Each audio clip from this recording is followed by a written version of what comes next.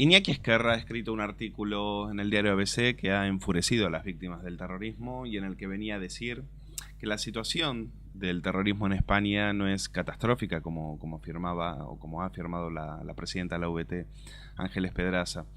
Escribía Ezquerra que es una injusticia heladora que no se entienda como un avance, que no haya muertos como en los años 80 y que le ha helado la sangre ver enfrentadas a las víctimas. Para hablar de este artículo y de otros temas también nos visita Iñaki Ezquerra, aquí a Periodista Digital.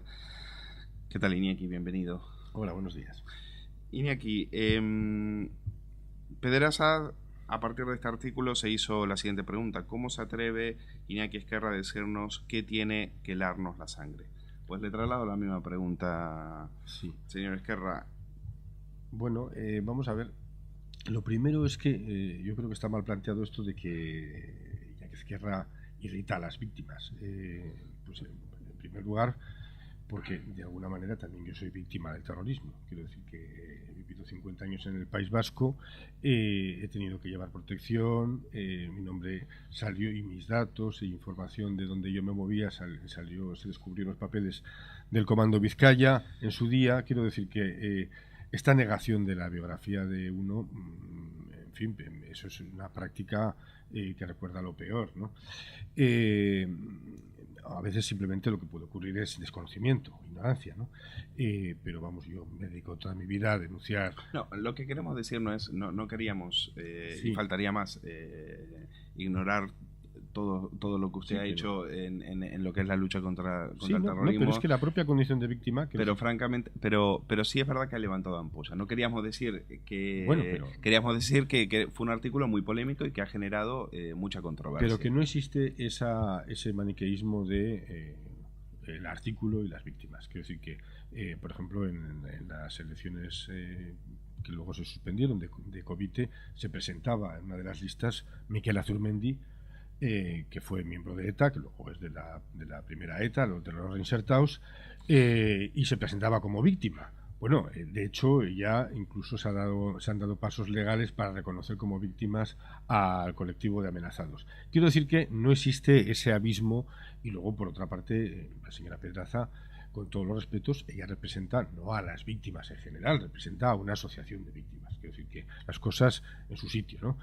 Y luego hay víctimas del terrorismo que a mí me han llamado para felicitarme por ese artículo. Quiero decir que ese planteamiento ya, por un lado, no es demasiado, en fin, demasiado maniqueo, ¿no?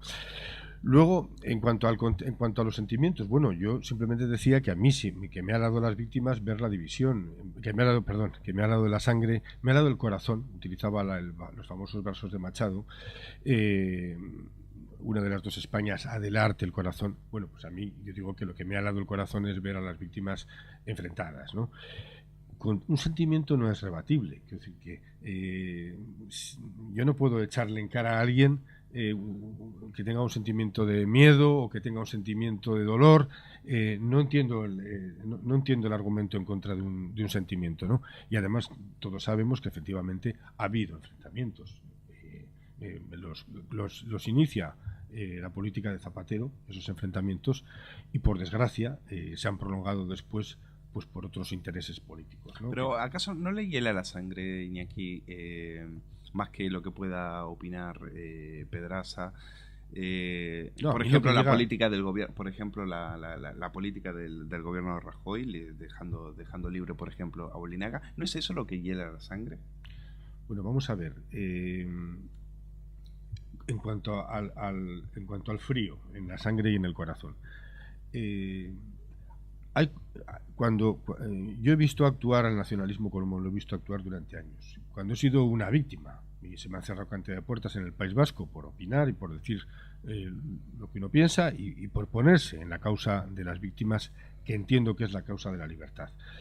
Pero ver desde el nacionalismo todo lo que se hacía para lograr objetivos políticos, a mí no me lava la sangre en el sentido de que, como por supuesto que me horrorizaba, y me he pasado toda la vida denunciándolo, y me he pasado toda la vida, incluso tengo un libro que se llama Sabino Arana o la sentimentalidad democrática, que entro en el terreno de las lágrimas y entro en el terreno de los sentimientos, ¿no? Hay una sentimentalidad democrática y hay una sentimentalidad totalitaria. pero hay cosas que son previsibles. Quiero decir que no te acaban de herir porque lo esperas. Quiero decir lo que sí es verdad que te hiere y te puede llegar más lejos es el cuando has visto en fin, comportamientos extraños. No estoy hablando ya del tema sino entre quienes tenían que ser tus aliados, ¿no? Pero a ver, eso quiero decir cuando doy importancia a eso. Hablando del tema de las emociones, ¿eso qué quiere decir? Que las víctimas precisamente por entrar en el terreno de las emociones, las víctimas no pueden opinar. Por ejemplo, claro que pueden opinar. Escribía en el 2012, las víctimas ni son jueces ni han sido elegidas en las urnas. Y por otro lado, en septiembre del 2012, la calle tiene su valor como síntoma, pero no como diagnóstico. Entonces, ¿qué tienen que hacer? ¿Encerrarse en su casa y...? No, por supuesto que no. Y no decir absolutamente nada. Esto es interpretar las cosas como no se debe. Por supuesto que las víctimas deben opinar y vamos como cualquier ciudadano, y además y su testimonio, pero es que su testimonio, yo entiendo que la causa de las víctimas es la causa de la libertad. No significa que vayan a quitar la libertad a los demás, en ese sentido. Como para mí la palabra España también la identifico con la palabra libertad. Aquel que se me acerque a defender la palabra España para hacerme callar o para proponer un gobierno no democrático, no me tendrá a su lado. Aquel que me utilice la causa de las víctimas para reivindicar objetivos de extrema derecha, tampoco me tendrá de su lado, porque yo entiendo que la causa de las víctimas y la causa de España es la de la libertad. Respecto a declaraciones que he podido hacer en un momento, se deben entender en su contexto. ¿Cuál era la primera de ellas? Quiero volver al tema de precisamente el terreno de las emociones. Sí. Decía, las víctimas ni son jueces ni han sido elegidas en las urnas. Esto es porque hubo alguien, que yo entiendo que en ese sentido estaban mal asesorados, que las víctimas tenían que intervenir en las decisiones que tomara el ministro de Interior o que tomara, en fin, la dirección de instituciones penitenciarias sobre un caso como el de Bolinaga o cualquier otro. Bueno, yo lo que digo es algo que es de los principios del Estado de Derecho, es decir, alguien que es parte afectada en un delito no puede adoptar el papel del juez, no puede... Pero eso lo sabe cualquiera. Bueno, pero es que parece que no... Dicho así, parece que se intenta amordazar a los que no opinen como el ministro. El caso Bolinaga desató opiniones que no eran defendibles desde el punto de vista democrático, en el sentido de que se pretendía que las decisiones sobre Bolinaga las tuvieran una asociación de víctimas o quien fuera. Yo lo que digo es que eso no es procedente, eso no es defendible. ¿Por qué? Pues porque cuando si yo he sido víctima de un delito, a mí me han robado, yo no puedo tomar parte en la decisión que tome ni el juez, ni la decisión que tome instituciones penitenciarias, ni que en un momento determinado tome el Ministerio de Interior. Yo simplemente me limito a decir eso. No estoy diciendo que las víctimas no puedan opinar. Si es que me pasó toda la vida luchando para que opinen. Quiero decir que yo, entre otras cosas de las que he hecho en mi vida, es la redacción del propio manifiesto de un foro católico como el Foro de Salvador, que yo, aunque soy agnóstico, pero colaboré en esa redacción. Bueno, lo hice yo, pero precisamente, y colaborando con cristianos comprometidos con la causa de las libertades en el País Vasco, que por desgracia no han sido todos los que debieran, ¿no? Pero y en ese manifiesto pues precisamente se reivindica y se denuncia, por otra parte, la utilización perversa de la doctrina del perdón, ¿no? Si es que cuando yo hablo de negar biografías, es que por favor, y cuando se habla ahora de mi artículo, que la gente lea mi artículo, de las personas que se han pronunciado sobre el que lee sus últimos artículos, la verdad que cuesta reconocer a este Iñaki Ezquerra del de años anteriores. Ahora este Iñaki Ezquerra tiene mucha complacencia con la política del gobierno, no ha salido a criticar la decisión de dejar en libertad a una alimaña como Bolinaga, en el sentido de que, con un argumento que también es defendible, que es, basándonos en lo que dice la justicia y demás, pero la verdad que se faltó ahí pues un poco de crítica frente a lo que toda la sociedad entendió como un insulto a las víctimas. Parto de una cosa, si hubiera dependido de mí, no habría salido en libertad, pero claro, yo no soy ni soy juez, ni soy ministro de Interior, ni soy nada. Soy una persona que se dedica a escribir. Que por cierto, cuando se me decía, a consecuencia de este artículo, en las redes sociales, alguien decía: dimisión, Ezquerra, dimisión. No dimita de mí mismo. En fin, yo no tengo ningún cargo político, ni por cierto, ni soy asesor del Partido Popular, ni lo he sido nunca de ningún partido. Si un día lo soy, no digo que no lo puedo ser, que no estaría mal, por cierto, creo que está muy bien pagado, pero entonces yo lo diría. Quiero decir que es como cuando uno se casa, pues tiene que decir que está casado, tiene que ser una persona legal, en el sentido de que no puede andar por ahí, en fin, ligoteando. Bueno, pues en caso del asesor, digo lo mismo. Quiero decir que si alguna vez yo fuera asesor de un partido, lo diría antes, y entonces en lugar de poner Iñaki Ezquerra escritor, diría Iñaki Ezquerra asesor, ¿no? Pero ¿por qué ha criticado a quienes han criticado la liberación de Bolinaga? Lo he leído en otros artículos, y no, por ejemplo, ha sido... Bueno, vamos a ver. Yo digo que si dependiera de mí. Ahora, entiendo que en el caso de la liberación, de la puesta en libertad de Bolinaga, lo que ha ocurrido es que se ha aplicado un protocolo que había ya. Que se podía haber utilizado, que se podía haber obviado ese protocolo y actuar más maliciosamente. Yo personalmente, mi opinión, y es que lo que hizo en su día el Ministerio de Interior, y siguiendo el cauce que había seguido antes en otras excarcelaciones. Pero es lo mismo que el caso de Juana Chaos. No, en el caso de Juana Chaos me parece todavía mucho más perverso. Ese caso, vamos a ver. El caso de Juana Chaos se hace un encaje de bolillos milagroso para ponerlo en libertad, porque responde a la política de negociación de Zapatero. En ese encaje de bolillos entran desde la Audiencia Nacional al Tribunal Supremo. Se hace una verdadera operación a base de dar pasos judiciales, que sería complicado explicar y que yo mismo me pierdo en ese laberinto, pero se van dando pasos para ir reduciendo primero una condena, luego ya a ver si podemos acceder ya al tercer grado. En fin, se hace una verdadera operación de ingeniería. Lo de Bolinaga no fue una exigencia en el caso de Bolinaga no es ninguna exigencia. Yo entiendo que no es ninguna exigencia, sino es la aplicación de un protocolo que incluso, y maliciosamente, es verdad que se podía haber denegado, que se podía haber empezado a actuar de otra manera.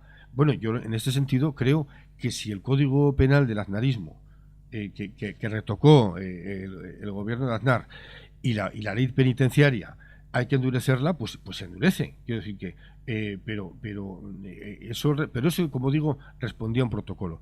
Yo lo que sí he visto en el caso de Bolinaga y en otros es que cuando se está pidiendo justicia y verdad y memoria para las víctimas, precisamente haciendo memoria hay que recordar las cosas. El gobierno de Ardanza, en el que estaban el Partido Socialista, le concedió la condición de utilidad pública, que es el paso indispensable para que luego se pueda beneficiar de algo como una lotería y quitársela a los discapacitados, como se hizo, ¿no? Bueno, pues en ese gobierno estaba Rosa Díez, en ese gobierno estaba Maturana, en aquel Partido Socialista estaba Nicolás Redondo como secretario general. Quiero decir que si a mí me parece muy bien que la gente hoy diga y critique y por supuesto, y que señale la reaparición de este personaje, que me resulta inquietante. Es decir, que algunos cambios sí se ha observado en el PNV, que ha vuelto después del desalojo, pero desde luego esta aparición no augura nada bueno, por supuesto. Pero yo lo que entiendo es que aquellos que están señalando y criticando la gravedad de todo esto, también señalen de dónde viene el problema, y que en un momento determinado Jonan Fernández fue visto con buenos ojos incluso por gentes que hoy a todos nos quieren examinar ética y en todo políticamente. Caso, en todo caso, Iñaki, los errores o las políticas que se cometieron en el pasado no nos pueden hacer obviar lo que ha pasado en el caso de Bolinaga. Bolinaga era supuestamente estaba enfermo en fase terminal, le quedaban pocos meses o días de vida. El presidente Rajoy salió diciendo, pero es que este hombre pesa 45 kilos, como llamando a la compasión. Y hoy Bolinaga está en Mondragón de ronda por los bares.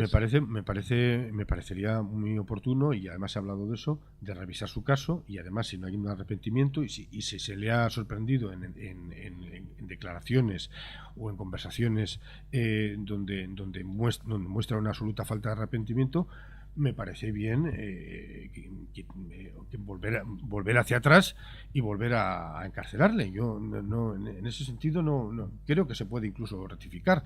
Pero ya digo, igual hay que revisar toda la política penitenciaria, igual hay que revisar el propio Código Penal. No es por defender, es que hay una cosa que hay que dejarla clara. Si es que no es por defender a un gobierno ni por atacarle, es porque a mí el tema del País Vasco me parece demasiado grave como para limitarlo a una guerra de partidos, o para que sea la estrategia de un partido pequeño que ha irrumpido en este momento en el escenario político. Me parece estupendo que haya un nuevo partido que sea alternativa, y me estoy refiriendo a UPyD, pero sí me parece muy bien.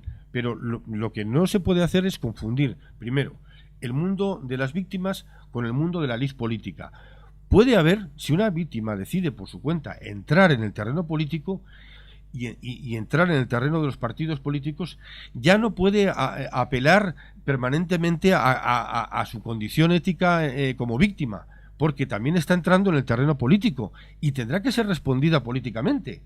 Tiene todo el derecho, si no digo que no tenga todo el derecho, lo tiene, pero que no le extrañe que si está entrando en el terreno de los partidos políticos e está intentando criticar al otro con una estrategia de partido, también sea respondida y también sea analizada desde fuera. Yo tengo familia en el País Vasco, a mí la causa de la libertad en el País Vasco es la que me sigue importando la causa de las víctimas, que es la causa de la ciudadanía democrática. En este sentido también se habla de las víctimas como si estuvieran solas. No, hay detrás una ciudadanía democrática que en su día nos comprometimos sin que nos hubiera matado a nadie en el País Vasco.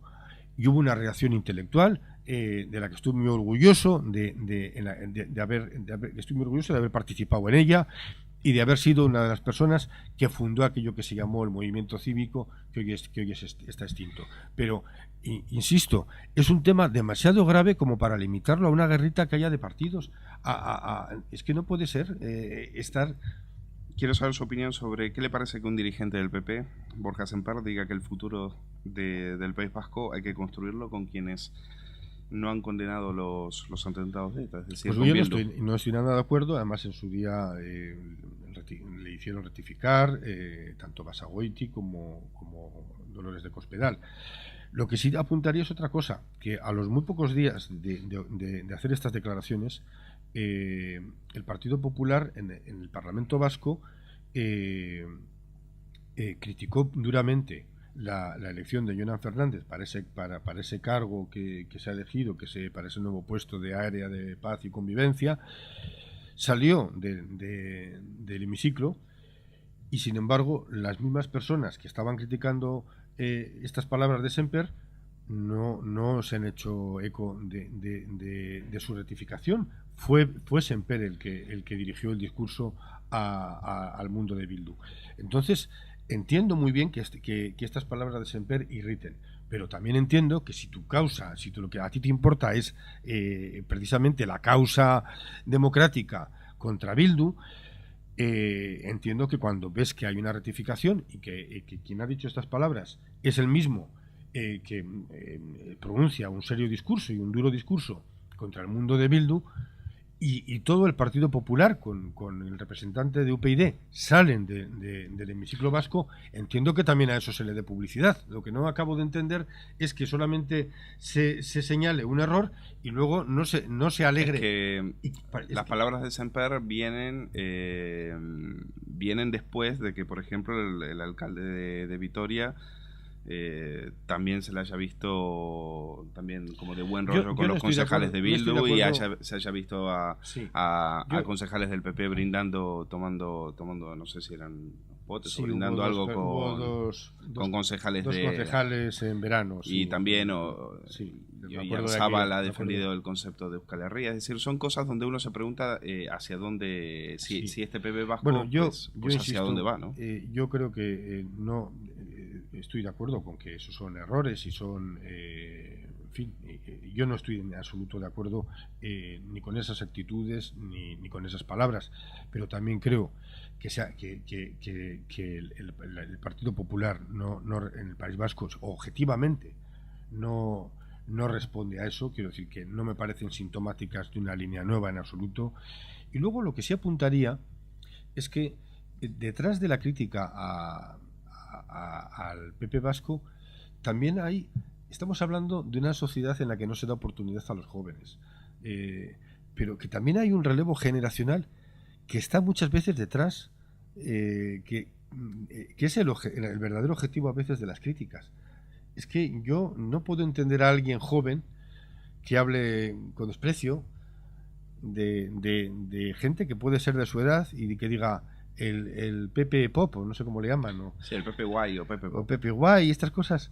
Pero bueno, si precisamente hay un relevo generacional que está cambiando las cosas. No, pero lo que pasa es que parece que estos jóvenes lo que quieren es hacerse perdonar la vida por estos. Vamos a ver, actitudes en el partido, actitudes en el mundo constitucionalista, en momentos determinados que han podido tener una mala interpretación o que han podido ser torpezas.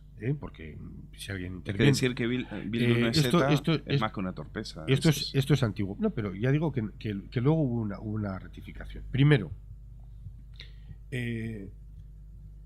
con Bildu no habrá que construir ningún futuro. Pero con el mundo abertzale, por desgracia, sí. Me gustaría que fuera de lo más reducido. Una vez que lo que digo en ese artículo, en el que ha sido tan criticado, en fin, por algunas personas, lo que digo es que la decisión de legalizar esos partidos que representan a ETA y que son desde Bildu, Sortu y Amaiur, con esas siglas, se ha hecho de una manera precipitada porque antes tenía que haber habido un proceso no de paz, de reinserción política. Es decir, que antes tenía que haber habido no solamente además está insistiendo mucho en el perdón a las víctimas, y una revisión ideológica de renunciar a una doctrina totalitaria en la que se antepone la patria o la lengua o un ideal político al individuo. Cuando se habla de Euskal Herria como sujeto de derecho histórico, eso es puro fascismo. Entonces tiene que haber una revisión ideológica, tiene que haber una regeneración ética, tenía que haberla habido. Eso no se ha producido antes de la legalización de ese mundo. Entonces, ese mundo sí era previsible que en un momento determinado entrara en el cauce democrático, pero no de esta manera, sin que ETA se haya disuelto y sin que además ellos hayan renunciado al pasado triste de ETA. Pero insisto, eso era algo que se iba a producir antes o después. Yo creo que no se ha hecho con la pedagogía democrática adecuada. Creo que no se ha hecho, que este proceso ha faltado un contenido moralizador. Tenía que haber sido un proceso ejemplarizante, ya digo, de reinserción política. Y como no se ha hecho así, pues ¿qué ha pasado? Pues lo explico muy bien en ese artículo, que en contra de lo que dice el Partido Socialista, eso para lo que ha servido es para que en este momento haya una situación complicada en el País Vasco. Sí se está notando una relajación en la vida cotidiana, que yo creo que también viene de la propia cultura de la convivencia del pacto. Es decir, que el pacto entre populares y socialistas, que no ha sido nada valorado por las urnas, pero ha traído una temperatura de convivencia en la sociedad vasca. Pero ya digo está viniendo esa libertad al País Vasco de una manera estrecha, por una vía incompleta.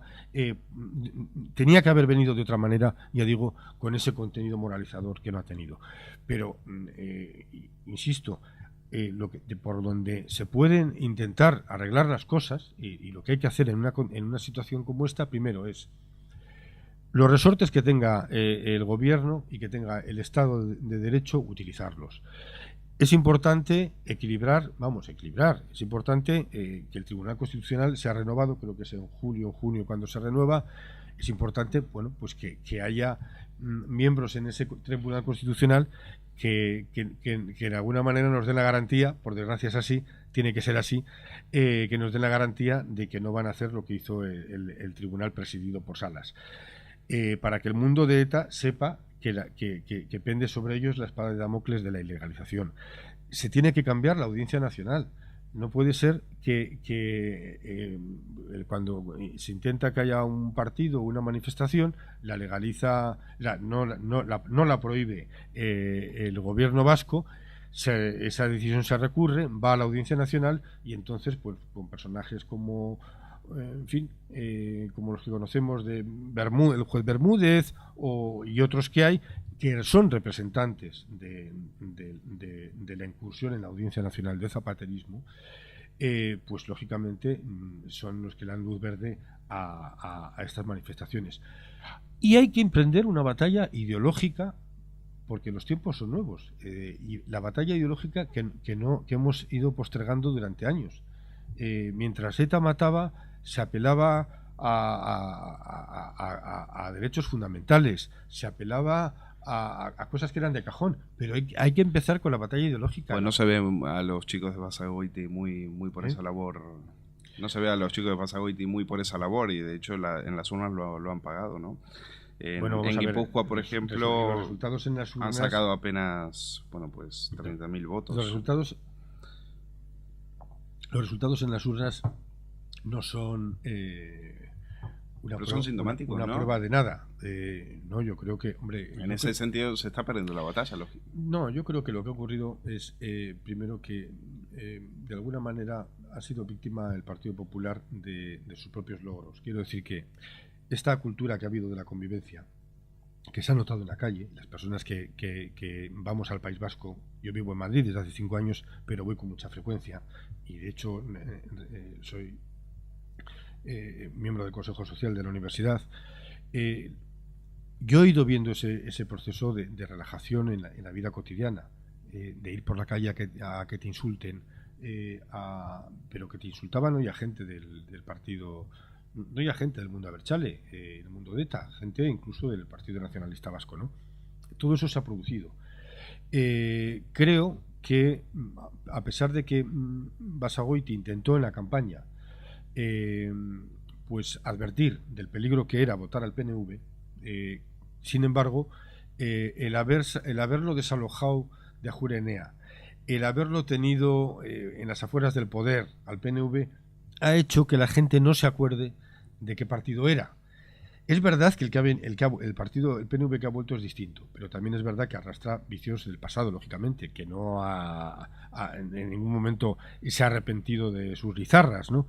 En fin, yo creo que se le ha quitado el miedo al PNV, no sé, y que no ha convencido el argumento de que cuidado que el PNV puede en un momento determinado aliarse con Bildu para una ofensiva secesionista, ¿no?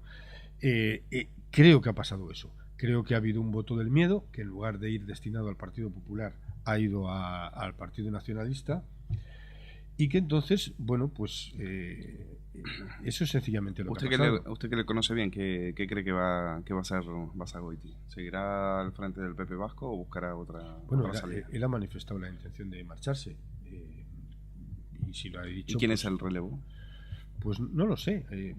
A mí es un tema que sí me preocupa, realmente. ¿Quién ve usted? ¿Quién preferiría usted que sea el relevo? No he pensado en eso. Es decir, que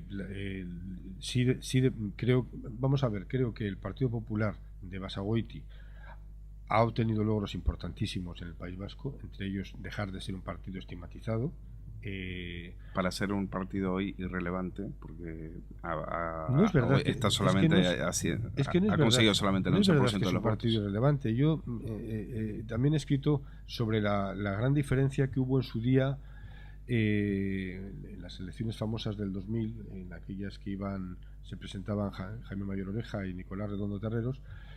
Bueno, es que en aquel momento tuvieron a favor todo. En aquel momento había televisiones, se volcó durante un mes, toda la sociedad española y todos los medios de comunicación se volcaron en apoyarles. Yo no lo había visto nunca. Precisamente lamenté que eso no se hubiera hecho antes, ¿no? Pasó un poco como... Quizás la sociedad les creía más que a los que están ahora, que son los que brindan con los concejales de Bildu. Pero si es que el problema que hay hoy es que, entre otras cosas, cuando muchos de los que están jugando a la política y a obtener ganancia en votos de este río revuelto, precisamente son los primeros que lo están haciendo porque no hay asesinatos. Quiero decir que se están aprovechando de una situación de ausencia de violencia, de ausencia de crímenes, precisamente para repetir discursos que hemos elaborado además otros en momentos muy dramáticos. Es que esto es lo grave, la impostura. Pero cuando realmente, ya digo, hay una actitud responsable por parte de los medios, ahora claro, si en lugar de esa campaña que ha habido de solidaria, y además señalando la corrupción con un ingrediente, en lugar de esa conspiración a favor, llega a haber todo lo contrario, y el discurso llega a ser, pues eso, como fue en el caso que he comentado. La culpa al final la tenemos. No, la culpa no la tenemos, la culpa la tiene la sociedad enferma que hay en el País Vasco, que al final es la que ha votado esas opciones, y lo que tenemos que hacer es una gran batalla ideológica que no se ha iniciado, nunca se ha iniciado, siempre se ha postergado. Hay que luchar con armas nuevas, para un contexto nuevo. Yo, sinceramente, pienso que en la cuestión de Bolinaga quizás lo que ha faltado es malicia política por parte del Partido Popular. Quiero decir que a pesar de que lo lógico era aplicar esos protocolos, quizás no se deberían haber aplicado por intereses políticos. Estoy diciendo algo que no es muy ético. Yo creo que precisamente en vísperas de unas autonómicas, cuando vi que salía este caso, dije, esto va a ser inmediatamente aprovechado por quienes, por esas fracciones que tiene dentro el propio Partido Popular, va a ser aprovechado y el resultado va a ser las autonómicas. Yo creo que en este caso se debería haber actuado con más malicia, pero insisto, si es que yo creo que de verdad de todos los, curiosamente, de los ministros que tiene el gobierno, Jorge Fernández Díaz a mí me parece que es de los que tienen una imagen menos prepotente, de verdad, que no voy a señalar a otros, pero la actitud que él ha tenido, incluso de rectificación, de acercamiento a las víctimas, después de acercamiento a las asociaciones de víctimas, después de que desde algunas se le había criticado esta decisión de Bolinaga. Quiero decir que quizás no se está valorando lo que tenemos.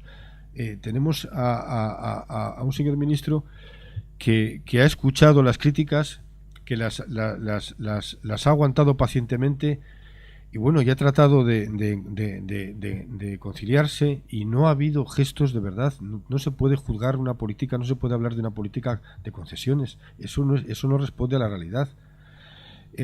Entonces, y luego pues yo creo que de verdad que tenemos suerte con el gabinete que hay, desde el ministro de Interior hasta ahora el reciente nombramiento de Francisco Martínez como secretario.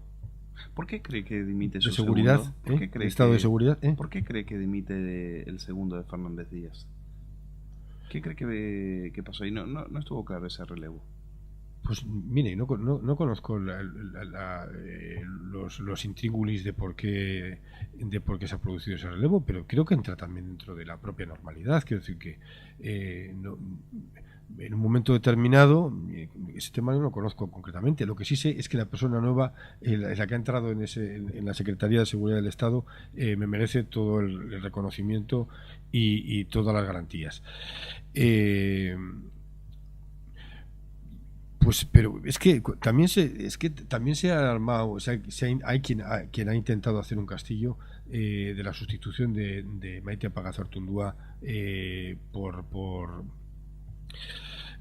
la hermana de Miguel Ángel Blanco, por Marimar Blanco. Bueno, son cosas que me parecen que son lógicas. Hay sustituciones. De hecho, vamos, a mí concretamente lo que me extrañó es que estuviera un año entero más cuando había sido puesta en esa fundación, en la Fundación de Víctimas del Terrorismo, por el gobierno socialista. Al contrario, a mí me extrañó que no lo hubieran hecho antes, ¿no? En fin, yo creo que de verdad andar buscando tres pies al gato no va a ningún lado, ¿no? Y ya digo que pues creo que el precio ha sido carísimo para las autonómicas, y además que es que sobre todo era la repetición de una jugada que ya tuvo lugar hace 4 años. Es decir, que hace 4 años, cuando fue el famoso lío de María San Gil, el discurso es exactamente el mismo: hay que castigar al PP vasco. Es decir, que se pretendía pues castigar esa guerra de fracciones que había dentro del Partido Popular que cuestionaban a Rajoy. Se pretendía que el chivo expiatorio fuera el Partido Popular en el País Vasco. Bueno, pues el chivo expiatorio lo tenemos ahora, así que tenemos un problema, arrastramos un problema, precisamente nos ha salido muy caro el haber elegido, ya digo, ese culo para esas patadas. Lo vamos a dejar aquí. Iñaki Ezquerra, muchas gracias por estar aquí en Periodista Digital. Gracias para venir a hacer un repaso de toda esta actualidad.